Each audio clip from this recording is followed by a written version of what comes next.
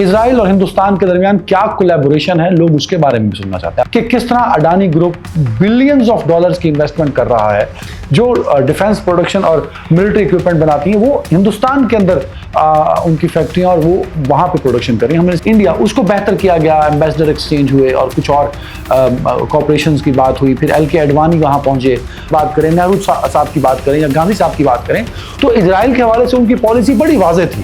وہ یوں نہیں تھا کہ جس طرح اب مودی صاحب لے کے چل رہے ہیں، یہ فوجی ٹیکنالوجی مکمل طور پر ہندوستان کے ساتھ شیئر کرنے کی بات ہوئی ہے کہ اس کو ٹرانسفر کیا جائے گا تاکہ پاکستان سے جو تھریٹ ہے اس کو کاؤنٹر کیا جا سکے۔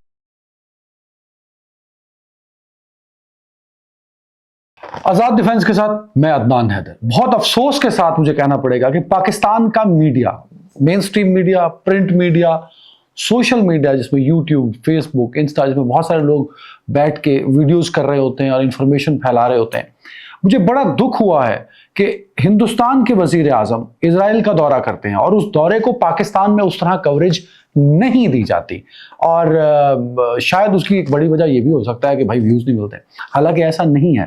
لوگ اسرائیل کیا کر رہا ہے، کیا سوچ رہا ہے، کیا پلان کر رہا ہے، اس کے بارے میں سننا چاہتے ہیں۔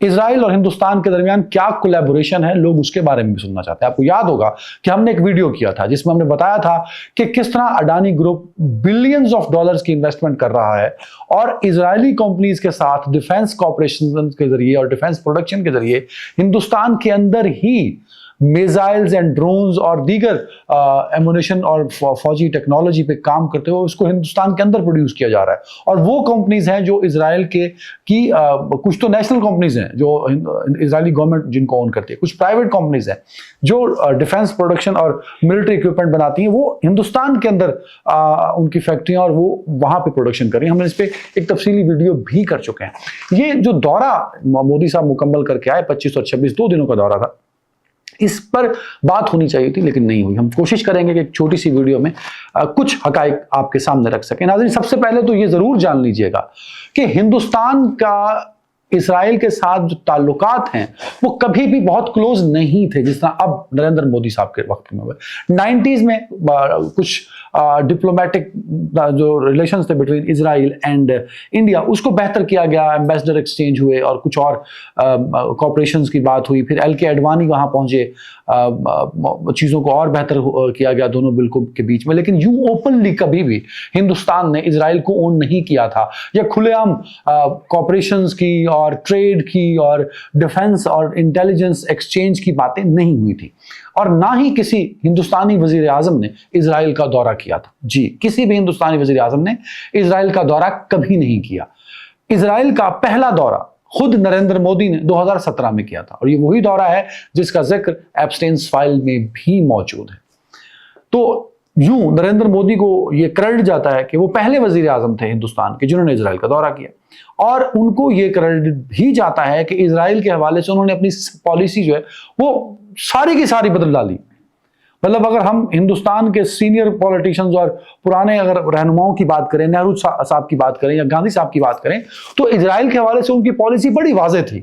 وہ یوں نہیں تھا کہ جس طرح اب مودی صاحب لے کے چل رہے ہیں، یہ کبھی بھی ہندوستان کی حکومتوں کی پالیسی نہیں رہی اسرائیل کو لے کے، اور یہ ابھی بھی ہندوستان کی سرکار کی یا ہندوستانی گورنمنٹ کی پالیسی نہیں ہے۔ یہ نریندر مودی صاحب کی پالیسی ہے، یہ RSS کی پالیسی ہے جو اسرائیل کو یوں جفا ڈالا جا رہا ہے۔ دوسرا دورہ بھی جو اب کیا مودی صاحب نے، وہ بھی مودی صاحب نے کیا، تو واحد وزیر اعظم مودی صاحب ہیں جو بھاگ بھاگ کے اسرائیل کے دورے کرتے ہیں۔ ہمیں اس پہ نظر رکھنی چاہیے تھی۔ 2017 کے دورے میں بھی ہم نے دیکھا، رپورٹ نہیں ہوا تھا بہت ساری چیزوں میں، لیکن تب بھی اجیت ڈوول صاحب نے مودی صاحب کو جوائن کیا تھا اور وہ اسرائیل میں گئے تھے، جہاں ان کی میٹنگز جو ہیں وہ اسرائیلی انٹیلیجنس سے ہوئیں، ڈیفنس پروڈکشن کے لوگوں سے ہوئیں، اور کچھ اسٹریٹجک امپیکٹ پر بات کی گئی، ریجنل امپیکٹ پر بات کی گئی، اور تب بھی یہ کہا گیا کہ پاکستان کو کس طرح کاؤنٹر کرنا ہے۔ ابھی بھی جو دورہ ہوا ہے اس میں تو ہم نے سوشل میڈیا پہ جو تھوڑا بہت اس کو کوریج ملی پاکستان کے اندر، ہم نے دیکھا کہ مودی صاحب کئی طرح کے MOUs سائن کر رہے ہیں۔ میں آپ کو بتا دوں گا کہ ان MOUs میں کیا کیا ہے۔ نیتن یاہو کے ساتھ بڑے تعریفی کلمات ہو رہے ہیں، اس پہ بھی میں بات کر لوں گا، لیکن جو امپورٹنٹ چیز تھی وہ یہ ہے کہ ڈیفنس اور اسٹریٹجک والے ایلیمنٹ پہ جب گئے تو اس میں پاکستان ایک اہم سبجیکٹ تھا۔ جس کو ہم نے ہائی لائٹ نہیں کیا, جو آف کورس میڈیا میں اس طرح ہائی لائٹ نہیں ہوا. لیکن اس سے پہلے آپ دیکھ کے حیران رہے ہوں گے کہ جس طرح اسرائیلی وزیر اعظم نیتن یاہو نے ان کو ویلکم کیا, وہ لگتا ہے کہ مطلب کوئی پرانا یار جو ہے وہ ملنے نیتن یاہو سے پہنچ گیا. خیر ایئرپورٹ پہ ویلکم کرنے کے بعد اب جو امپورٹنٹ بات ہے, دونوں نے ایک دوسرے کی تعریفوں میں جھوٹ کے انبار بنا دیے, تاریخ کو مسخ کر کے رکھ دیا. نیتن یاہو صاحب نے کہا جب وہ پارلیمنٹ میں پہنچے, جس کو کنیسٹ کہتے ہیں, وہ نشست اس کا مطلب ہے عبرانی زبان میں, تو جب وہ وہاں پہنچے تو مودی صاحب کا تعارف کراتے ہوئے وہ اپنے ممبرس کو بتاتے ہیں کہ جی آج ہمارے درمیان موجود ہیں وہ شخص جن کا تعلق دنیا کی 2 قدیم ترین تہذیبوں میں سے ہوتا ہے, جس میں سے ایک تہذیب وہ ہے جہاں سے مودی صاحب تشریف لائے ہیں, وہ ہے Indus civilisation, Indus valley civilisation. بھائی خدا کے بندے نیتن یاہو صاحب, مطلب اب اس قدر پورے کے پورے پارلیمنٹ کو آپ نے مس لیڈ کر دیا. وہ مودی کا تو دور دور تک انڈس ویلی سے تعلق نہیں ہے. انڈس ویلی سیولائزیشن کی جو بات اگر آپ کر رہے ہیں تو اگر نقشے پہ آپ نگاہ ڈالیں تو وہ آج کا پاکستان ہے. اس کے انڈس ویلی کا موجودہ ہندوستان سے دور دور تک لینا دینا نہیں ہے. وہ وادی گنگو جمن تو ہو سکتا ہے but it's not linked with Indus. جو وادی سندھ ہے, جو سندھ سیولائزیشن کی ہم بات کرتے ہیں, وہ سارے کا سارا پاکستان ہے. وہ گلگت سے شروع ہوتا ہے اور وہ ٹھٹھا تک جاتا ہے. آپ نے ہمیں خام کا جی وہ اس تہذیب سے آئے ہیں, یا تو آپ یہ امپریشن دینا چاہتے ہیں کہ آپ پاکستان, آف کورس تسلیم نہیں کرتے کہ آپ پاکستان کو بھی آپ بھی ابھی بھی ہندوستان کا حصہ سمجھتے ہیں, تو آپ نے یہ جو ہے باریک واردات کرنے کی کوشش کی, لیکن دنیا کو پتا ہے کہ آپ جھوٹ بول رہے ہیں اور غلط بیانی کر رہے ہیں. اب مودی صاحب آتے ہیں, مودی صاحب کہتے ہیں جی ہم نے اسرائیل کے لیے, وہ کون سی جنگ تھی جو حائفہ والی جنگ تھی 1918 میں, سلطنت عثمانیہ کے جب معاملہ چل رہا تھا, تو آئی تھنک یہ 1918 کی بات ہے, تو ورلڈ وار 1 کے دوران کا یہ ٹائم ہے. تو اس وقت کا جو ہندوستان تھا, پاکستان, ہندوستان, بنگلہ دیش جب سب ایک تھا, تو تب یہاں سے برٹش آرمی کی طرف سے لوگ گئے تھے حائفہ, اور حائفہ میں انہوں نے شکست بھی دی تھی. تو مودی صاحب نے کہا جی وہ بھی اسرائیل کے لیے ہم نے بڑی سٹرگل کی. اس وقت تو اسرائیل تھا ہی نہیں بھائی. آج ٹھیک ہے حائفہ ایک بندرگاہ ہے اسرائیل کی, پر تب تو نہیں تھا. پر مودی صاحب نے اس کو بھی لیپا لوپی لگا کے جوڑ دیا. تو اب ایک دوسرے کی تعریفیں کرتے رہے دونوں. لیکن ناظرین اگر آپ ان کے پورے دورے کو دیکھیں, اور پھر اس مودی صاحب کے ٹائم جو ہے 12 سال, اگر اسرائیل کے حوالے سے مودی صاحب کی پالیسی اور نرم گوشہ دیکھیں, تو آپ کو نظر آئے گا کہ نیتن یاہو اور مودی صاحب کا ملاپ یہ کوئی 2 وزیر اعظموں کا ملاپ نہیں تھا. وہاں کی اپوزیشن بھی احتجاج پہ تھی بھائی, وہاں کا میڈیا بھی اس پہ تنقید کر رہا تھا. تو یہ جو دورہ تھا, مودی صاحب نے کہا جی وہ جی بڑا تھوڑے 23 اکتوبر میں بہت ڈیڈلی اٹیک ہوا تھا, میں اس کو کنڈیم کرتا ہوں. مودی صاحب اب تو خود ایک قاتل ہیں, کم از کم قاتل کو تو تکلیف اور درد اپنی آنکھوں سے دیکھتا ہے نا. آپ نے جس طرح گجرات میں لوگوں کا قتل کیا, وہ بھائی آپ ان غزہ کے 90,000 شہداء کا ذکر تو کرنا آپ بھول گئے. غزہ میں جس طرح بم برسائے کہ پورا غزہ ملبے کا ڈھیر بنا ڈالا اسرائیل نے, آپ اس کا بھی ذکر کر دیتے کہ وہاں بمباری کو روکیے, وہاں انسانیت کو بحال ہونے دیجیے, لوگوں کو خوراک لے جانے دیجیے. ایسی کوئی بات نہیں مودی صاحب نے کی. یہ ضرور کہا جی وہ جو آپ پہ حماس نے حملہ کیا تھا اس کا مجھے بڑی تکلیف ہے. تو یہ اوپنلی یہ کہہ دینا, وہاں بھی 30 کروڑ تو مسلمان ہندوستان میں بھی تو موجود ہے نا, تو ان کو بھی تو تکلیف اسی طرح ہوئی ہوگی جس طرح ہمیں غزہ کے حوالے سے ہوتی ہے. تو مودی صاحب کو اس کی فکر نہیں ہے, اور ہونی بھی نہیں چاہیے, کیونکہ وہ تو ایک ہندوتوا کی سوچ کو لے کے وہاں پہنچے ہیں. یہ ایک ہندوتوا اور ایک صہیونی کا ملاپ تھا, اور اسی لیے جفیاں بھی ہو رہی تھیں اور پپیاں بھی ہو رہی تھیں. دیر از نو ڈپلومیٹک پالیسیز اینڈ خارجہ امور, کچھ بھی نہیں. یہ 2 شدت پسندوں کا ایک کٹ تھا. وہ خود کہتے ہیں نا نیتن یاہو صاحب 3 دن پہلے انہوں نے کہا کہ میں سنی اور شیعہ نیکسس کے خلاف ہمیں اکٹھا ہونا چاہیے, اور ہم ایسی ریاستیں جو ہیں وہ اس ملک جو ہیں وہ مل رہے ہیں, اور اشارہ ان کا مودی صاحب کی طرف تھا کہ مودی صاحب بھی آ رہے ہیں. تو دس از ایکچولی یہ اکٹھے ہو رہے ہیں دونوں. ایک طرف ہندوتوا کا پرچارک نریندر مودی, اور دوسری طرف صہیونیت کا علم بردار نیتن یاہو. دونوں مسلمانوں کے دشمن ہیں, اور ان کا پہلا ٹارگٹ مسلمانوں کے خلاف اکٹھے ہونے کا ہے. تبھی ریجنل تو سیکیورٹی اور ریجنل ڈیولپمنٹ اور ریجنل اسٹریٹجی کی بات ہوتی ہے. بھئی اسرائیل 3000 کلومیٹر کی دوری پہ نہ کوئی بارڈر لگتا ہے, نہ کوئی سمندر لگتا ہے, کیڑی ریجنل اسٹریٹجک پارٹنرشپ کی آپ بات کرتے ہیں. سو یہ ایک پلان ہے, ایک RSS کے پرچارک کا اور ایک صہیونیت کے پرچارک کا, کہ اکٹھے ہو کے مسلمانوں کے خلاف ایک تو ٹارگٹ یہ ہے, دوسرا پاکستان کو ٹارگٹ کرنا ہے.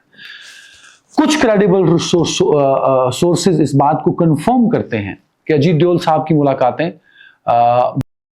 और दीगर इंटेलिजेंस, क्योंकि 3-4 महा इंटेलिजेंस एजेंसी हैं, अमान है, एक और है, तो इन सब के साथ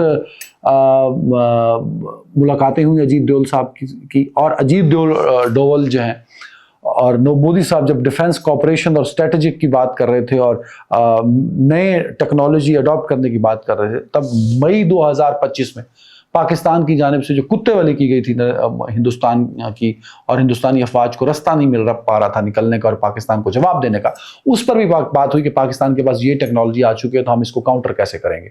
तो पाकिस्तान पे बात हुई, बलूचिस्तान के हवाले से बात हुई। अजीत डोवल की जो मुलाकातें हैं उसको यूं हाईलाइट नहीं किया गया, लेकिन अजीत डोवल ने इंटेलिजेंस शेयरिंग और स्ट्रेटेजिक और रीजनल स्ट्रेटजी पे जो बात की है उसमें पाकिस्तान और पाकिस्तान का सूबा बलूचिस्तान एक मेन टारगेट था, और इजराइल उस पर ऑलरेडी बहुत इन्वेस्टमेंट कर रहा है, और नरेंद्र मोदी साहब की हुकूमत और हिंदुस्तान की मौजूदा हुकूमत उसमें भरपूर सहूलतकारी का किरदार अदा करने के लिए अपने आप को पेश कर रही है। और जो MOUs और चीज़ें साइन हुई और ऑलरेडी हिंदुस्तान के साथ कॉपरेशंस पे इंडस्ट्रियल डिफेंस और दीगर चीज़ें जो हैं ख़ास तौर पे डिफेंस को लेके वो ऑलरेडी जॉइंट प्रोडक्शन वहाँ पे चल रही हैं। तो मज़ीद कहा गया है कि जॉइंट वेपन मैन्युफैक्चरिंग की जाएगी, टेक्नोलॉजी ट्रांसफ़र की बात की गई है, और मल्टी बिलियन डॉलर्स की ये जो डील्स हैं और इन्वेस्टमेंट हैं, जिसमें मिसाइल सिस्टम है, एयर डिफेंस सिस्टम है, ड्रोन्स हैं, रडार टेक्नोलॉजी है, एयर डिफेंस सिस्टम पर खास तौर पे बात की, क्योंकि पाकिस्तान ने तो इनका एयर डिफेंस सिस्टम फेल करके रख दिया था।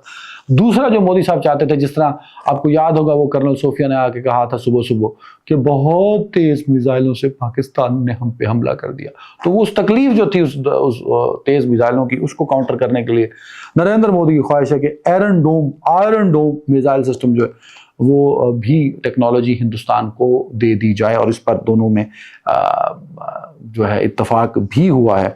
और इसी तरह precision missiles, guided missile, drone technology, naval technology पे बात हुई है। तो फौजी टेक्नोलॉजी मुकम्मल तौर पर हिंदुस्तान के साथ शेयर करने की बात हुई है कि उसको ट्रांसफ़र किया जाएगा ताकि पाकिस्तान से जो थ्रेट है उसको काउंटर किया जा सके। पाकिस्तान से जो थ्रेट है ये फोकस था।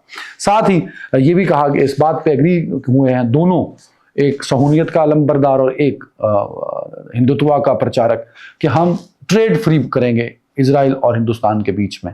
1 साल के अंदर उस सारे प्लान को एग्जीक्यूट किया जाएगा। फ्री ट्रेड डील की जो बात है, मोदी साहब के साथ जो डेलीगेशन गया था उसमें अडानी के भी कई लोग शामिल थे, ताकि जो एक कॉपरेशन पिछले कई सालों से चल रही है विद इजराइल उसको मजीद इन्हांस किया जा सके और इजरायली टेक्नोलॉजी को हिंदुस्तान मुंतकिल किया जा सके, ताकि पाकिस्तान को काउंटर किया जा सके और बलूचिस्तान में अनरेस्ट पैदा करने के लिए रस्तों को हमवार किया जा सके। पाकिस्तान को इस दौरे को संजीदा लेना होगा, और पाकिस्तानी मीडिया को भी चाहिए कि इस जो दौरा था नरेंद्र मोदी का टू इजराइल, उस पर अपनी स्ट्रेटजी बनाए, ताकि काउंटर नैरेटिव और नैरेटिव बिल्डिंग की जब बात आए तो हम कहीं पीछे न रह जाए। ख्याल रखिएगा। अल्लाह हाफ़िज़।